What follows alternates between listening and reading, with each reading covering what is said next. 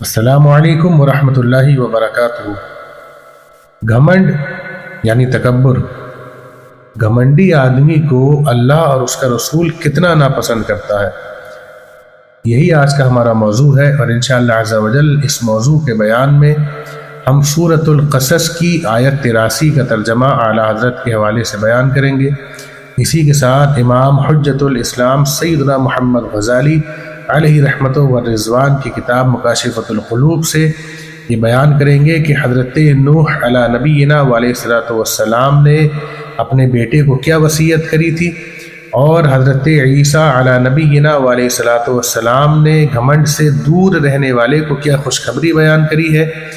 اور رسول اللہ صلی اللہ علیہ وسلم کے ایک صحابی کا گھمنڈ سے دور رہنے کا حیرت انگیز واقعہ بیان کریں گے، اور آخر میں انشاءاللہ حضرت عبداللہ بن سلام کی عاجزی پسندی بیان کریں گے۔ تو اللہ اور اس کے رسول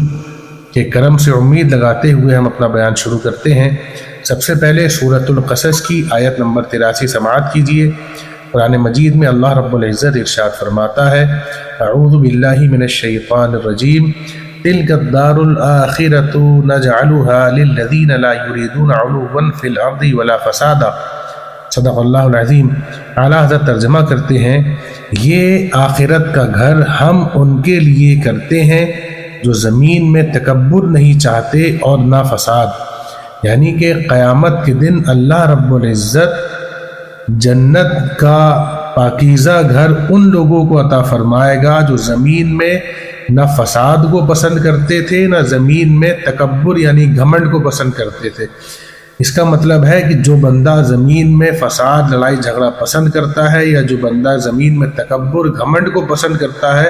کل قیامت کے دن اللہ رب العزت اس کو جنت نہیں عطا فرمائے گا۔ جیسا کہ حدیث پاک میں میرے آقا علیہ الصلوۃ والسلام خود ارشاد فرماتے ہیں، رسول اللہ صلی اللہ علیہ وسلم فرماتے ہیں، وہ شخص جنت میں نہیں جائے گا جس کے دل میں ایک دانے کے برابر بھی تکبر یعنی گھمنڈ ہوگا۔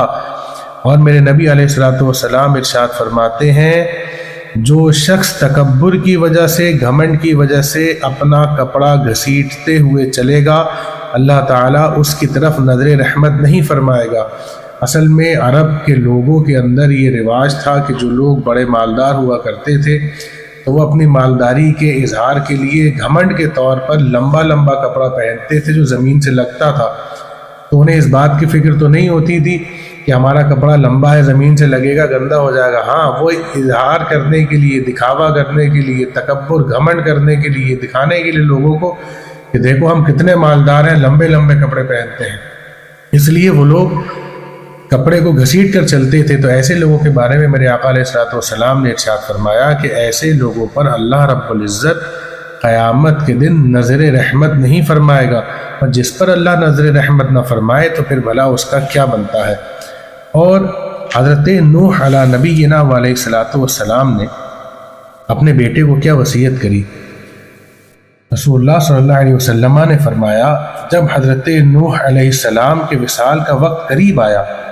تو انہوں نے اپنے بیٹوں کو بلا کر فرمایا،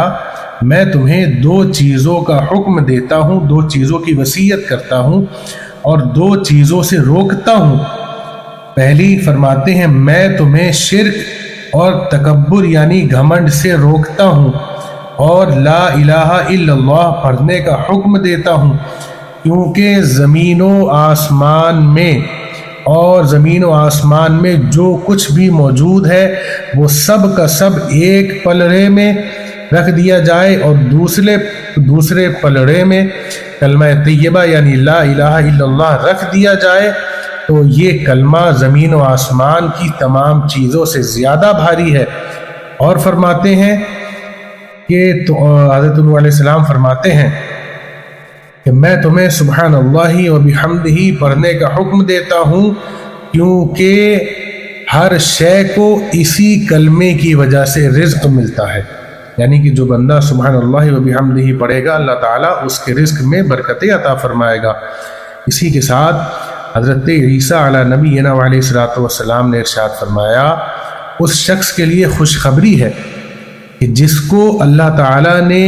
کتاب کا علم دیا اور وہ متکبر نہیں ہوا، یعنی کہ جس کو اللہ تعالیٰ علم دین عطا فرمائے اور وہ تکبر نہ کرے۔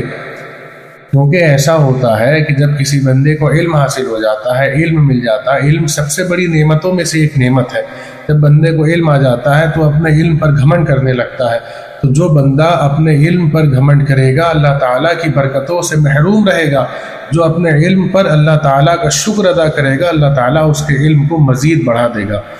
اور رسول اللہ صلی اللہ علیہ وسلم کے ایک صحابی کا واقعہ سنیے، ایمان کی رگ رگ تازہ نہ ہو جائے تو کہیے گا۔ رسول اللہ صلی اللہ علیہ وسلم کے پاس ایک شخص حاضر ہوا، میرے آقا علیہ الصلوۃ والسلام نے ان کو زمین کا ایک ٹکڑا دیا کہ یہ زمین کا یہ حصہ تمہارا ہے، اور رسول اللہ صلی اللہ علیہ وسلم نے اپنے ایک صحابی سے فرمایا کہ انہیں وہ زمین دکھا دو اور وہ زمین ان کے لیے لکھ بھی دو۔ تو وہ صحابی رسول اللہ صلی اللہ علیہ وسلم کے حکم پر ان کے ساتھ روانہ ہوئے۔ شدید گرمی کا موسم تھا، اب وہ شخص تو اونٹنی پر سوار ہو گیا اور وہ صحابی پیدل چلنے لگے۔ جب انہیں گرمی بہت زیادہ ستانے لگی، جب وہ گرمی کی وجہ سے بہت زیادہ نڈھال ہوئے تو انہوں نے کہا کہ تم مجھے اپنی اونٹنی کے پیچھے سوار کر لو، کیونکہ اونٹنی پر تم تنہا بیٹھے ہو، میں بھی سوار ہو جاؤں گا، گرمی کا موسم ہے۔ تو اس شخص نے کہا کہ میں تمہیں اپنی اونٹنی پر تو نہیں بٹھا لوں گا۔ تو انہوں نے کہا اچھا ٹھیک ہے، تم مجھے اپنی اونٹنی پر مت بٹھا لو، گرمی کا موسم ہے، میرے پاؤں میں جوتی بھی نہیں ہے، تو تم اتنا کر دو کہ تم مجھے اپنی جوتیاں دے دو تاکہ میں وہ پہن لوں، کم از کم میرے پاؤں تو زمین کی گرمی سے محفوظ رہیں۔ تو اس شخص نے کہا کہ میں تمہیں جوتیاں بھی نہیں دوں گا، ہاں اگر تم چاہتے ہو تو تمہارے اوپر ایک احسان کر دوں گا کہ تم میری اونٹنی کے سائے میں چلتے رہو، اس سائے سے تو ہو سکتا ہے تمہاری کچھ گرمی کم ہو جائے۔ لیکن اللہ اکبر کبیرہ، اس شخص کا کردار دیکھیں اور صحابی رسول کا کردار دیکھیں۔ پھر ایک زمانہ ایسا بھی آیا کہ رسول اللہ صلی اللہ علیہ وسلم کی برکت سے وہ صحابی رسول اپنے وقت کے خلیفہ اور امیر المؤمنین بنے، بادشاہ وقت بن گئے، اور بادشاہ وقت بننے کے بعد جب وہی شخص دوبارہ ان کے دربار میں آیا تو اب وہ چاہتے، تو اس شخص سے کہتے کہ اس شخص کے بارے میں وہ چاہتے کہ اس نے مجھے تو جوتیاں بھی نہیں دی تھیں، اس نے مجھے اپنی سواری پر سوار بھی نہیں ہونے دیا تھا، اس نے مجھے اتنی سخت تکلیفیں پہنچائی تھیں۔ تو وہ صحابی چاہتے ان چیزوں کا بدلہ لے سکتے تھے، لیکن دیکھیے اگر وہ ایسا کرتے تو وہ بھی گھمنڈی ہو جاتے۔ رسول اللہ صلی اللہ علیہ وسلم کی مبارک صحبت کا اثر دیکھیں، جب ان صحابی کے پاس وہ شخص آیا تو ان صحابی نے، کیونکہ وہ بادشاہ تھے، ان صحابی نے اس شخص کو اپنے تخت پر بٹھا لیا، اپنے تخت کے قریب بٹھالا۔ ایک بادشاہ جب اب کسی بندے کو اپنے تخت کے قریب بٹھا لے، اس سے زیادہ عزت کوئی بادشاہ کسی کو کیا دے سکتا ہے؟ اور وہ صحابی کوئی اور نہیں بلکہ حضرت سیدنا امیر المؤمنین امیر معاویہ رضی اللہ تبارک و تعالی عنہ کی ذات گرامی تھی۔ اور جیسا کہ میں نے کہا تھا کہ حضرت عبداللہ بن سلام رضی اللہ تبارک و تعالی عنہ کی عاجزی پسندی پر انشاءاللہ عز و جل اپنا بیان مکمل کریں گے۔ تو سنیے، حضرت عبداللہ بن سلام رضی اللہ تبارک و تعالی عنہ ایک مرتبہ لکڑیاں کاٹ کر ان کا گٹھر بنا کر اپنے سر پر اٹھا کر بازار سے جانے لگے۔ لوگوں نے دیکھا تو ان لوگوں نے کہا کہ اے عبداللہ بن سلام، کیا وجہ ہے کہ تم لکڑیاں کاٹ رہے ہو، انہیں باندھ کر گٹھر بنا کر اپنے سر پہ لے کر جا رہے ہو؟ حالانکہ ہم جانتے ہیں کہ تمہیں لکڑیوں کی ضرورت نہیں ہے،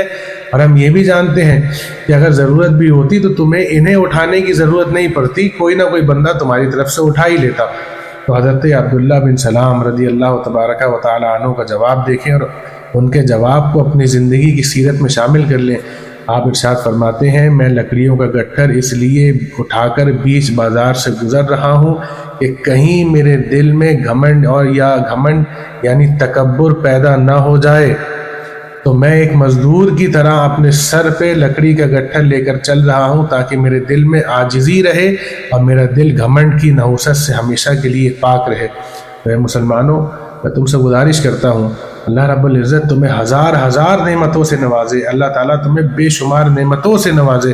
لیکن اللہ کی نعمتیں ملنے کے بعد گھمنڈ مت کرنا، بلکہ اللہ کی نعمتوں پہ شکر ادا کرو، اللہ تعالیٰ تمہاری نعمتوں کو مزید بڑھا دے گا۔ اللہ رب العزت ہم سب کو گھمنڈ کی اس نحوست سے، اس بلا سے محفوظ رہنے کی توفیق عطا فرمائے۔ وما علینا الا البلاغ۔ السلام علیکم۔